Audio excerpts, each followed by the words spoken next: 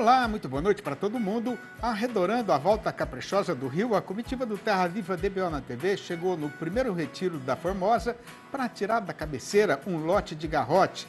E aproveitando o mote dessa reunião boiadeira, a gente pede licença para ir começando a nossa lida novidadeira com a apresentação da prosa brideira do dia.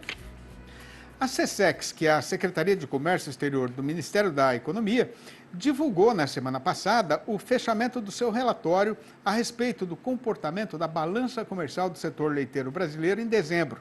E o resultado mostrou que o mercado continua embicado na mesma direção em que ele andou nos meses derradeiros de 2021, recém-terminado, né? Conforme o papelório distribuído na praça, a conta entre o que foi exportado pela nossa indústria de derivados e o que foi comprado lá fora pelos distribuidores ficou negativa em 71 milhões de litros em equivalente leite, o que vem a ser o tanto de matéria-prima necessária para fazer 1 quilo de um determinado produto, né?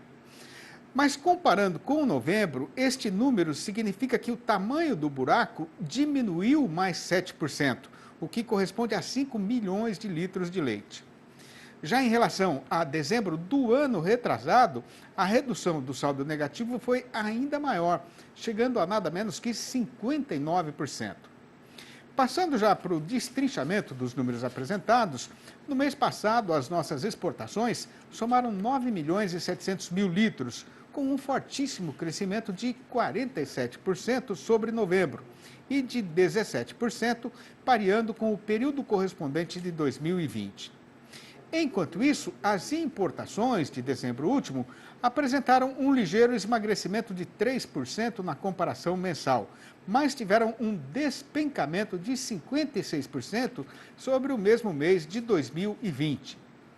Pois então, conforme já é do conhecimento geral, a primeira parte da explicação para esta situação é a disparada nos preços do leite e dos derivados no mercado internacional. Ao mesmo tempo, por conta da forte arribada do dólar em relação ao real, os produtos importados ficaram extraordinariamente caros para o consumidor brasileiro. Isso numa hora em que o desemprego está muito alto e o trabalhador está sendo obrigado a cortar fundo na despesa, até com alimentação, pelo triste motivo de que o dinheiro já não dá mais para pagar. Tanto que, com o sumiço da freguesia, toda a cadeia de produção do leite no Brasil está debaixo de forte pressão baixista, incluindo o setor distribuidor, a indústria e principalmente o pecuarista. Aí, juntando tudo isso e considerando que esta conjuminação deve continuar mandando na cotação ainda por um bom pedaço de tempo, a previsão do pessoal do portal Milk Point Inteligência de Mercado é de que não vai ser tão já que o vento vai mudar de direção, nem aqui no nosso terreiro, nem lá no estrangeiro. Das tantas coisas que o companheiro que trabalha com gado leiteiro não pode deixar de fazer para garantir a saúde e a produtividade das suas matrizes, uma das mais importantes é a secagem das vacas. E isso nem chega a ser novidade para o fazendeiro brasileiro, né? Mas também é verdade que por este mundão do sertão ainda tem muito produtor que se atrapalha na hora de tomar essa providência. E o problema geralmente é a carência de informação de qualidade a respeito de como é que isso deve ser feito. Pois então, para fatiar e destrinchar essa questão, a gente convidou para a nossa entrevista de hoje o médico veterinário Thales Vecchiato, gerente de produtos para grandes animais da Sintec do Brasil, que vai participar da função falando ao vivo, diretamente de Ribeirão Preto, aqui no interior paulista. Boa noite, Thales. Muito obrigado por você ter aceitado o nosso convite para essa entrevista aqui na televisão. Seja muito bem-vindo, como sempre. Olá, Sidney. Boa noite, amigos telespectadores. É um prazer estar aqui com vocês novamente. O prazer é nosso. Ô, Thales, se a natureza é sábia, né? Por que é que a gente precisa fazer a secagem da vaca leiteira, hein? A leiteira, Sidney, é a fonte de renda da maioria das propriedades brasileiras, né? E por ser uma fonte de renda, muitas pessoas extraem ao máximo. E no que extrair ao máximo, não dá tempo da natureza fazer o seu papel. Então é muito importante não só a produção do leite, mas tomar cuidado no momento da secagem, porque antigamente a vaca secava e ficava por um período de descanso até ela emprenhar novamente. Agora, dentro da nossa realidade hoje, a gente força na alimentação, a gente força no bem-estar, a gente vem com uma seleção genética muito forte nos últimos anos, então isso não dá tempo do animal descansar. Então, o momento da secagem é a hora que a gente para tudo, repousa, para começar do zero novamente a lactação. que é que acontece com a vaca se a secagem não for feita do jeito certo, Thales?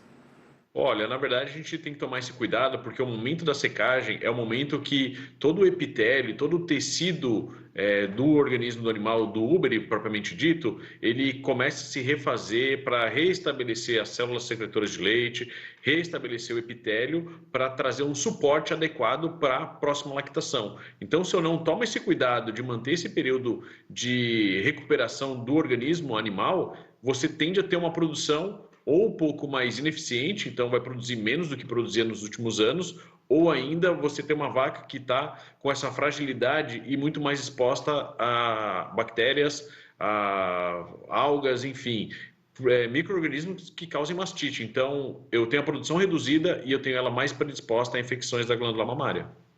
Ô, Thales, dá para recuperar uma vaca que teve problemas por causa de secagem mal feita? Olha, Sidney, não dá para recuperar porque realmente emendou uma produção na outra. O que tem que ser feito é ficar mais atento realmente a se esse animal desencadeia quadros de mastite, seja ela clínica ou subclínica, mas principalmente a gente não forçar ao máximo, extrair, tirar leite até a última gota, vamos dizer assim, né? Porque cada vez mais a gente está lesionando esse epitélio secretório de leite. Então o cuidado vai ficar realmente para uma próxima lactação. Ô, Thales, agora uma secagem mal feita, né? Pode Uhum. prejudicar também o desenvolvimento dos bezerros? Pode.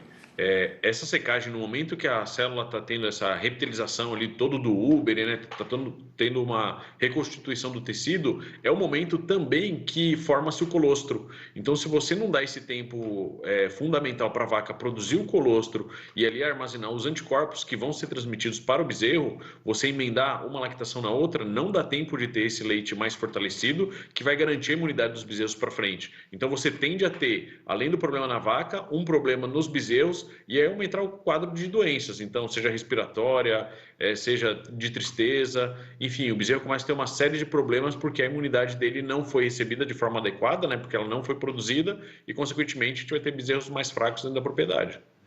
Agora, qual que é a hora certa de fazer a secagem da vaca, Thales? A hora certa que a gente tem que tomar esse cuidado é respeitar um período de 45 dias no mínimo até 60 dias pós pré-parto.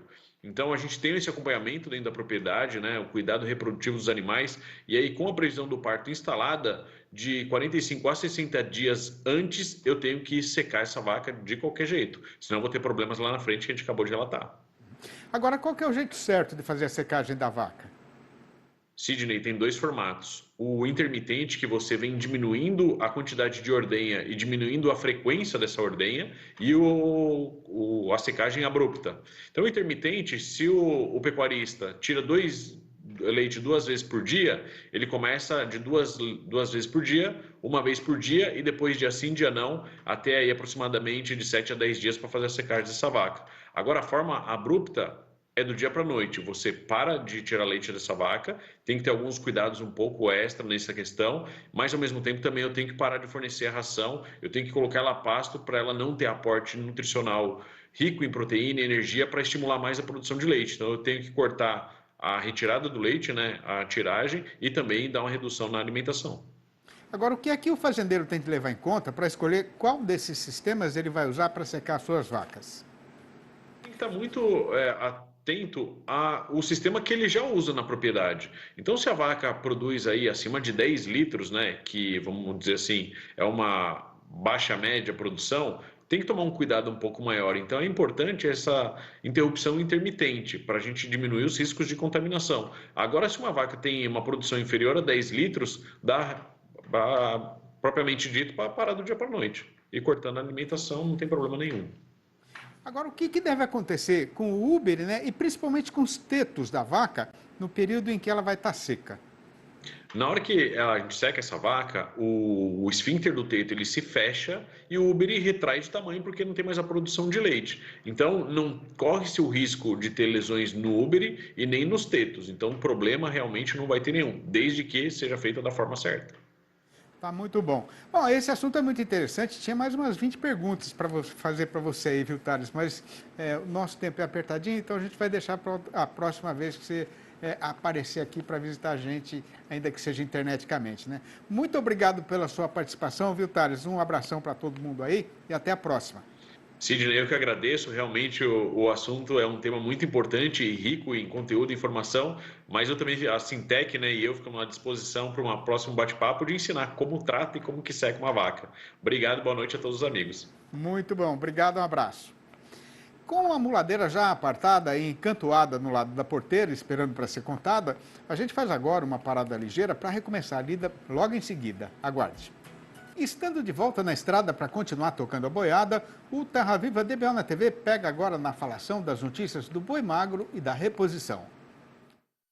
De acordo com o relatório mais recente feito pela Scott Consultoria, as festas de final de ano esfriaram as negociações de animais para reposição. Com os compradores ausentes, as cotações ficaram estáveis na comparação semanal. Já na comparação anual, na média de todos os estados pesquisados, os animais anelorados estão com os preços mais altos neste início de ano. O boi magro, garrote, bezerro de ano e de desmama estão custando 3,1, 15,9, 17,4 e 18,8% a mais para o pecuarista na mesma ordem. As fêmeas apresentam um cenário semelhante, com a cotação da vaca magra, novilha, bezerra de ano e de desmama aumentando 16, 13,7, 19,3 e 21%, respectivamente, na mesma comparação. No curto prazo, os negócios devem ser retomados, uma vez que a condição dos pastos está melhorando devido às chuvas que ocorrem na maior parte do país. A atenção está na região sul, onde os negócios podem minguar neste começo de ano com a seca intensa. A estiagem que atinge o sul do país está sendo motivo de grande consumição para o setor leiteiro de toda a região. Só no estado do Rio Grande do Sul, 110 municípios estão em situação de emergência por conta das consequências da seca. Acompanhe na reportagem. Os efeitos da seca já são sentidos na cadeia leiteira no sul do Brasil. Com a falta da silagem de milho, o principal alimento utilizado na alimentação das vacas, os produtores do Rio Grande do Sul enfrentam severas dificuldades para manter a sua produção. E aqui no Rio Grande do Sul está especialmente difícil de produzir alimento nos últimos anos. E sem alimento não temos produção leiteira. Com isso temos que comprar esse alimento fora, e o vizinho geralmente está na mesma condição. Então o custo desta alimentação do gado leiteiro está caríssimo. Associado a isso temos uma tendência de baixa na remuneração pelo litro de leite pago ao produtor, o que culmina com a gota d'água para muitos produzirem, para muitos pararem de produzirem leite. Para o presidente da Associação dos Produtores de Leite, Abra Leite, a situação vivida nos 3 estados do país é um retrato das dificuldades enfrentadas pelos produtores da cadeia leiteira de todo o Brasil, uma vez que os problemas vão além das adversidades causadas pelos eventos climáticos. Nós percebemos que esse é um momento muito crítico, talvez um dos piores momentos da história da pecuária leiteira nacional, em que o problema maior que nós estamos vendo é um mercado com retração no consumo em decorrência da pandemia, em decorrência dos problemas que a pandemia colocou no mercado, como inclusive podemos citar a inflação e a baixa renda, a baixa capacidade de compra de uma grande parcela da população brasileira. Em meio aos desafios para a produção, o setor leiteiro aguarda uma resposta do governo para a superação deste cenário. Essa cadeia produtiva do leite passa por um momento muito difícil e que gera um número gigantesco de empregos e gera muita renda no campo e na cidade. Ela precisa ser vista, a atividade pecuária leiteira precisa ser vista como estratégica para os governos, não só o federal, mas os governos estaduais, inclusive as administrações públicas, as prefeituras, porque em todos os municípios praticamente se produz leite no Brasil. Em 98, quase 99% dos municípios brasileiros se produz leite e o leite gira muito a economia desses municípios brasileiros. Depois daquela perobeira gigante, tem uma cachoeira de águas refrescantes E mesmo não estando muito distante de completar a jornada, a gente vai fazer ali uma parada ligeira. E quando a boiada voltar para a estrada, para cumprir a parte derradeira desta empreitada no Eito, o nosso tempo restante será usado para conversar a respeito da situação atual do boi gordo e da variação da sua cotação no mercado, o que será anunciado agora pela seguinte manchete chamadeira. Depois de ter aumentado o valor da mercadoria, o dono do frigorífico esticou a programação e reformou o estoque de carne na câmara fria. E agora está de novo mandando o comprador descer o facão derriçador de preço na cotação. O Terra Viva DBO na TV volta já, aguarde. Aproveitando a oportunidade da passagem da jardineira, o compadre Zé Moreira foi de viagem para a cidade para saber na Praça Boiadeira o preço que está sendo falado para o gado que já foi engordado e o que tem de novidade no mercado.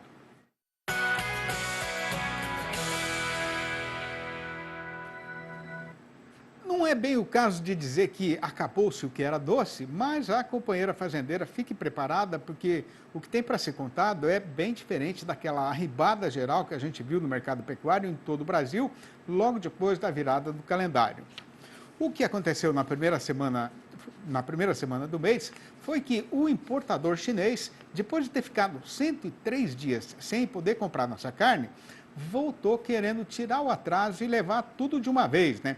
O que fez o dono do frigorífico aumentar substanciosamente o preço do boi para não ficar sem mercadoria na câmara fria. A questão é que, justamente na hora em que o negociante de boiada foi lá bater na porteira, o pecuarista estava fora, em período de descanso, retirado da lida e aproveitando um pouco o lado bom da vida. Além disso, mesmo quando tinha alguém em casa, a conversa também não foi demorada, porque até hoje quase ninguém tem boiada terminada. E quem tem está preferindo deixar o lote reservado na invernada. Foi só quando a cotação chegou em alturas estratosféricas que a negociação, enfim, aluiu, e aí sim o sujeito conseguiu carregar o caminhão para atender à precisão do seu patrão. O resultado foi que, com a programação de abate menos apertada e o estoque de carne reformado, o povo da indústria parou de comprar. E nesta segunda-feira, abrideira da segunda semana do ano, o vento já começou a mudar de direção na nossa Praça Boiadeira. Mas o amigo pecuarista não precisa ficar desassossegado e com o coração batendo descompassado, porque com o setor exportador assim tão animado e sabendo que o boi gordo não dá em árvore nem brota do chão, né? A atual pressão baixista não deve ter força para fazer o carretão afundar de uma vez na descida do estradão. De qualquer maneira, daqui para frente a gente vai ter de prestar muita atenção no andamento da comercialização de carne e no comportamento do consumidor brasileiro, que já está alongado do mercado faz tempo por motivo de falta de dinheiro. O problema é que janeiro já é um mês muito complicado, porque o vivente ainda está pelejando para pagar as contas que sobraram do final do ano e as novas não param de chegar. E se normalmente a situação já é difícil, agora está sendo pior ainda com a crise na economia, o desemprego e a ameaça de agravamento da pandemia. No balanço do dia da Scott Consultoria foram apuradas mudanças nas cotações em 12 das 32 regiões pesquisadas no país inteiro e repare o companheiro que em 11 delas a arroba caiu e só em uma ela subiu. Esta uma foi o noroeste do Paraná, onde o boi aumentou para R$ 318 a prazo e livre do Fundo Rural. No Espírito Santo, o macho foi derrubado para R$ 300,50, na mesma condição. No sul do Tocantins, o tombo foi só da vaca, que está sendo negociada a R$ 287,50. Em Goiânia, a capital do Goiás, o macho foi rebaixado para R$ 319. Em Cuiabá, capital de Mato Grosso, o boi piorou para R$ 305,50. No norte do estado, o macho desceu para R$ 300,50 e a fêmea para R$ 290,50. Na região sudoeste, o boi voltou para R$ 308,50. No sudeste mato-grossense, a machadada cortou o preço do macho para R$ 308,50 e o da fêmea para R$ 290,50. Em Campo Grande, a capital de Mato Grosso do Sul, o boi descambou para R$ 315 e a vaca para R$ 299,50. Em Dourados, o macho está por R$ 317 e a fêmea por R$ 301,50. Em Três Lagoas, o boi caiu para R$ 315 e a vaca para R$ 295,50. Em Pelotas, no Rio Grande do Sul, o macho escorregou para R$ 10,95 o quilo vivo ou R$ 328,50 por arroba, e a fêmea para R$ 10,45 o quilo ou R$ 313,50 por arroba. Fazia pouco tempo que a gente tinha saído da serra para morar na cidade e, para não deixar crescer tanto a saudade da terra, meu pai fez na frente da nossa casa um jardim e passou para mim a obrigação de aguar as plantas todo dia. De começo eu não queria, mas aí eu peguei a reparar nas gotas que saíam da mangueira, ligeiras, em rebrilhos, e caíam no chão, beijando antes bocas de leão, lírios, antúrios, margaridas e copos de leite. E que deleite foi descobrir que a vida é muito mais bonita sendo assim florida. Conforme já é da sabedência geral dos companheiros e das companheiras, boiadeiros ou não do Brasil inteiro, estas prosinhas rimadas que eu tenho recitado aqui estão todas publicadas no meu novo livro, O Versinhos de Caipira Inteirou os Quatro, que foi apresentado para o povo do sertão e da cidade no meado do ano passado. Eu não sei se é para me agradar ou não, mas todo mundo está fazendo questão de elogiar. E se o amigo e a amiga que estão aí na frente da televisão quiserem saber como fazer para comprar um exemplar ou logo a coleção inteira, podem ligar diretamente para mim no meu telefone particular, que é número 11 98224 1807, ou mandar um e-mail para sidneymaschio@uol.com.br ou ainda achar meu nome lá no Facebook. E depois de passar essas horas de alegria na companhia dos amigos aqui desta freguesia, a comitiva do Terra Viva DBO na TV pede licença para fazer a retirada e pôr de novo a boiada na estrada, deixando já combinada a nossa volta para amanhã, às 6h30 da manhã e às 7h25 da noite. Um abraço para todo mundo e até lá então.